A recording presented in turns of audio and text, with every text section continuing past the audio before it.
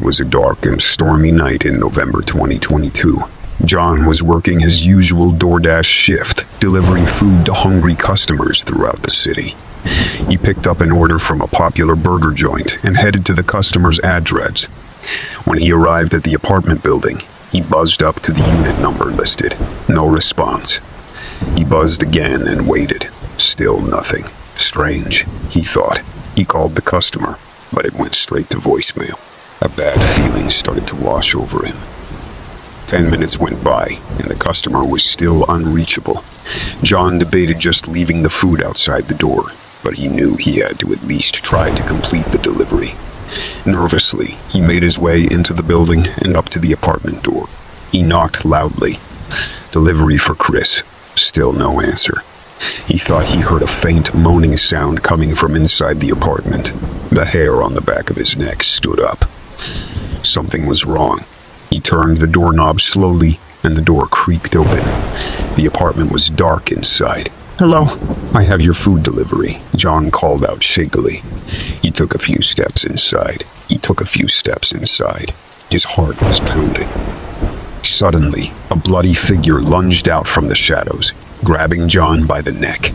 He screamed in terror as the bloodied face of Chris came into view. But Chris looked almost undead. His eyes were hollow and his skin pale. John struggled to break free from the iron grip around his throat. Chris was surprisingly strong, given his decrepit appearance. He opened his mouth, revealing bloody teeth, and tried to bite John's neck. John managed to push him off and made a break for the door. But before he could escape, Chris attacked again, punching John square in the face. John heard a crunching noise as his nose shattered, blood pouring down his face. He screamed in pain, but had to keep moving. He ran down the hall and down the stairs, Chris following close behind, lumbering and moaning. At last, John made it outside and jumped into his car, locking the doors.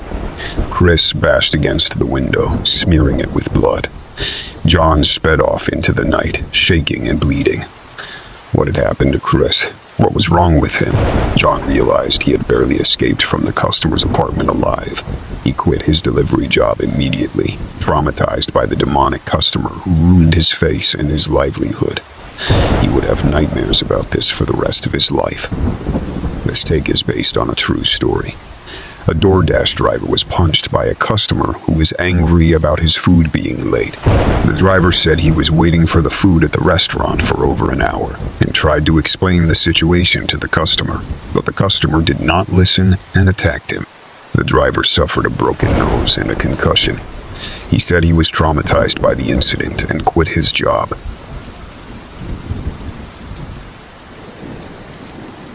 It was just another normal Friday night for Marcus, delivering food orders for DoorDash around town. As he pulled up to a house to drop off an order of tacos, a van came screeching up behind him. 4 masked men jumped out and ambushed him at gunpoint. "Give us everything you've got." One assailant barked at Marcus. Too terrified to resist, Marcus handed over his phone, wallet, keys, and the red DoorDash bag. The men shoved him into the back of the van and tied his wrists and ankles. Marcus pleaded for them to let him go, but they just laughed cruelly. The van roared off into the night. After a bone-rattling ride, they dragged Marcus into a filthy abandoned warehouse. The ringleader pulled out a knife and held it under Marcus's chin. "You're gonna help us get more deliveries tonight. Call up some of your DoorDash buddies and order food to this address," he commanded. With the knife at his throat, Marcus had no choice but to comply. One by one, he called other drivers and placed fake orders. The first 2 drivers arrived with deliveries and were promptly ambushed by the men. They beat the drivers violently and stole their cars. Marcus felt sick being forced to lure his innocent colleagues into this trap. But the men kept the knife pressed to him, ensuring his cooperation. After hours of this torment, the kidnappers seemed satisfied with their night's loot. "You've served your purpose. But if you go to the cops, we'll find you," the ringleader growled at Marcus. They dumped him in a ditch and sped off into the night. Shaken, Marcus made his way back to town, trying to process the horror he'd just endured. He wanted desperately to report the terrifying kidnappers, but feared what they might do to him if he did. From that night on, Marcus was paranoid whenever he took a delivery, constantly watching the shadows for any predatory vans. He realized no driver was safe as long as those masked madmen were on the loose. But with law enforcement unable to help, how could he ever stop them? The kidnappers had turned his job into a nightmare he couldn't wake up from. This tale is based on a true story. A DoorDash driver was kidnapped by a group of masked men who forced him into their van at gunpoint. They took his phone, his wallet, his car keys, and his red bag. They drove him to a remote location and tortured him for hours. They asked him questions about his personal information, his bank accounts, and his passwords. They also made him order food from other drivers using his phone, and then robbed them when they arrived. They eventually let him go, but not before warning him not to report them to the police.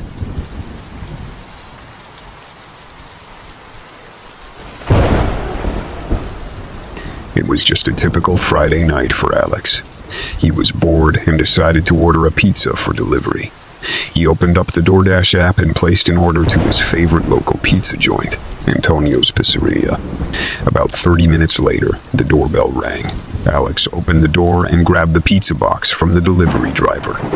He brought it inside, ready to dig in. As he opened the lid, he noticed something strange scrawled in black marker across the inside of the box. It read, "Help me. I'm being held hostage in the basement. Call 911. Alex stared at the message, confused. Was this some kind of prank? Maybe the pizzeria staff were just joking around? He examined the writing closely. It didn't look like the neat handwriting he'd expect from a pizza place employee. This looked frantic, almost panicked. Alex felt a chill run down his spine. What if this was real? What if someone was literally begging for help from inside this pizza box? But that seemed crazy. How would that even be possible? His rational mind told him it must be a prank, but his gut was screaming at him to call 911, just in case. Hands shaking, Alex dialed 911 on his phone. 911, what's your emergency? The operator answered. Alex explained the bizarre plea for help he found in his pizza box. The operator assured Alex that officers would be there soon to investigate. 20 agonizing minutes later, 2 police cars pulled up outside Antonio's Pizzeria, lights flashing. The officers entered the restaurant and began questioning the staff. The owner, Antonio, insisted he had no idea what Alex was talking about. As the officers searched the premises, they came across a door that appeared to lead to a basement. Drawn by muffled cries from below, the officers headed down the old wooden steps. At the bottom was a terrified young woman, bound and gagged. The officers freed the captive woman, who was sobbing uncontrollably. They brought her upstairs and tried to make sense of the scene. Between frantic breaths, the woman explained that she was Antonio's wife, Isabella. After a heated argument earlier that day, Antonio had dragged Isabella to the basement and tied her up. He left her there all evening, alone and helpless. When pizza orders started coming in for the dinner rush, Antonio concocted his sadistic plan. He forced Isabella to write the plea for help on the inside of the box, thinking nobody would take it seriously. For him, it was just a joke, a way to further torment his captive wife. Antonio denied everything, but the message matched Isabella's handwriting, and the proof was clear. The police arrested Antonio on charges of kidnapping and domestic abuse. Isabella thanked Alex endlessly for possibly saving her life by taking the bizarre note seriously. Alex was relieved that he trusted his instincts instead of brushing the message off as a prank, but he remained haunted by the night's events. How long had Isabella been trapped down there crying for help that never came, as customers unknowingly ordered pizza just above her prison?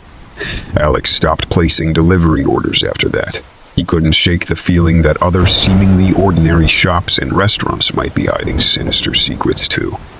He drove by Antonio's Pizzeria a week later and saw it was boarded up and closed for good. Isabella endured a long recovery process after her traumatic ordeal. She stayed with friends, trying to move on with her life. But she knew deep down that Antonio had stolen her sense of safety and trust that night in the basement. His cruel actions would haunt her forever.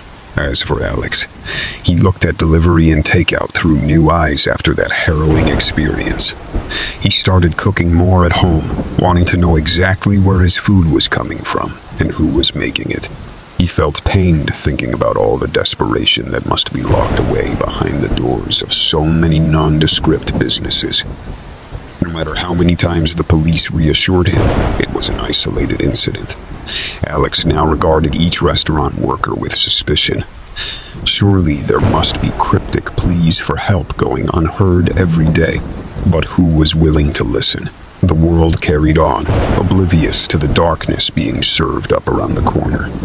After that nightmare delivery, Alex knew. You never really know who prepared your food and what they might be hiding. Maybe it's best not to look too closely inside the kitchen. Some questions are better left unanswered when you open your takeout box. Ignorance can be bliss when it comes to enjoying your favorite restaurant meals. But Alex's innocence was shattered forever. This tale is based on a true story. A DoorDash customer ordered food from a pizza place and was surprised to find a note on the box that said, "Help me, I'm being held hostage in the basement. Call 911.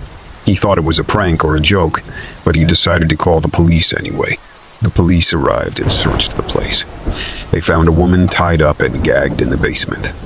She said she was the owner's wife and that he had kidnapped her after an argument. She said he had forced her to write the note on the box as a way of mocking her.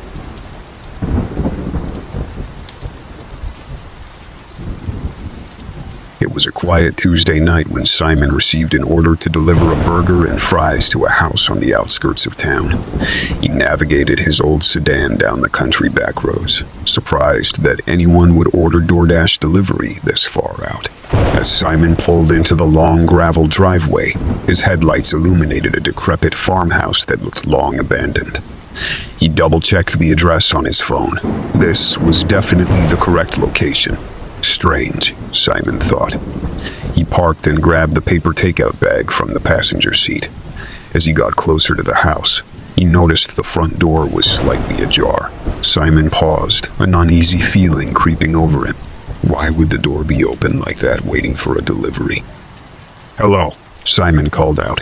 "DoorDash delivery." No answer. He didn't want to just barge into someone's home uninvited, but something felt very wrong here. Mustering his courage, Simon nudged the door open wider. "Anyone home? I have your food order." The door creaked open to reveal the dark interior.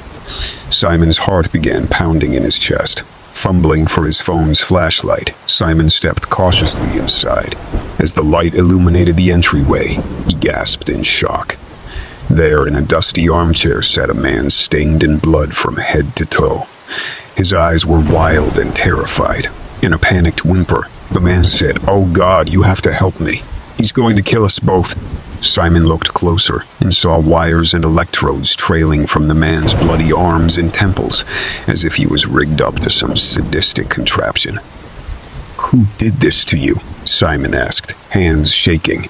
Before the man could answer, a loud static sound filled the room. A crackling voice came through hidden speakers. "Welcome to the party. I've been expecting you." Simon spun around, searching for the source. "Who are you? Show yourself," he demanded. The voice cackled. "In due time. But first, I want to play a little game. Cameron here was the last contestant. Poor lad, he lost. But now it's your turn." "The bloodied man, Cameron," pleaded to Simon. "You have to get out of here. This psycho kidnapped me and has been electrocuting me for hours." And electrocuting me for hours, an electric current suddenly surged through Cameron's body, making him convulse in agony. The voice on the intercom laughed. "Don't spoil the surprise. Now, here are the rules. I've hidden keys throughout the house that will unlock Cameron from his chair. If you can find them within 1 hour, you both go free. If you can find them within 1 hour, you both go free. If time runs out, well..." Simon stood paralyzed in terror as the voice continued. "I'll be watching your every move through the cameras. So let the games begin. Your 1 hour starts now." The electricity stopped surging through Cameron, shaking off paralyzing fear. Simon asked where are the keys. Cameron wasn't sure. The psycho had drugged him when he kidnapped him earlier that day. Wasting no time, Simon began desperately searching the dilapidated house. He tore through every inch of the living room, kitchen, bedrooms. No keys. He only had 45 minutes left. Cameron shouted that there was a basement he hadn't tried yet. Simon rushed downstairs and swept his flashlight beam over dusty tools, boxes, and cobwebs. Finally, he spotted a glint of metal behind a shelf. "A key! I found one," Simon yelled in triumph. But as he reached for it, a gloved hand grabbed Simon's shoulder from behind. He spun around to find an ominous figure wearing a grotesque mask. "Well done, but I don't think I'm ready for the game to end just yet," the villain sneered. Back upstairs, only 15 minutes remained. Cameron was losing hope when Simon emerged. "He caught me off guard down there, but I managed to grab this." Simon revealed the key, but before he could unlock Cameron, the psycho's voice returned. "Impressive. But since you broke the rules, I'll have to penalize you now." With that, the psycho suddenly appeared across the room, holding a gun aimed straight at Simon. He froze like a deer in headlights. A shot rang out. Simon gasped, but realized he was uninjured. The psycho had shot Cameron in the leg. He howled in agony, bleeding heavily. "You bastard!" Simon yelled. "He had only 10 minutes left to search for the last key." "Tick-tock," taunted the psycho, vanishing from sight again. Simon tore through the house anew, upending every last inch. Finally, in a vent, he discovered the last key. He rushed to unlock Cameron, who was weak from blood loss. As the last lock clicked open, they heard slow, sarcastic clapping. The psycho had appeared once more. "Well done, you win. But don't worry, I don't give up that easily." He aimed his gun at Simon. "We'll meet again real soon." With lightning speed, Simon shoved Cameron out of the chair and towards the exit. A gunshot whizzed past Simon's ear as they ducked through the door. Simon didn't look back as he half-carried, half-dragged Cameron to his car. Tires squealing, they sped off into the night. Police scoured the abandoned farmhouse, but found no trace of the psycho. Simon and Cameron knew he was still out there somewhere, plotting his next sadistic game. The horrific night left Simon completely traumatized. He quit his delivery job, terrified the psycho would find him again. He was always anxiously looking over his shoulder, wondering if each customer might turn out to be the masked madman. There was no escape from the lingering dread. The psycho had shattered Simon's psyche. He knew deep down that the demented villain would return someday for another round in his evil game. And this time, Simon feared he might not make it out alive. So he hid from the world, refusing to answer his door or make deliveries ever again. It was the only way to elude the sinister force that had turned an ordinary night of food delivery into Simon's worst nightmare. He would carry the scars from that farmhouse forever, haunted by the masked face that stalked his dreams. This tale is based on a true story. A DoorDash driver was delivering food to a house when he noticed that the door was slightly open. He knocked on the door and heard a scream from inside. He pushed the door open and saw a man covered in blood sitting on a chair with wires attached to his body. He said he had been kidnapped and tortured by someone who had made him order food from DoorDash. He said they wanted the driver to join them in their game. He said they were watching them through cameras and speakers. He said they were coming for them.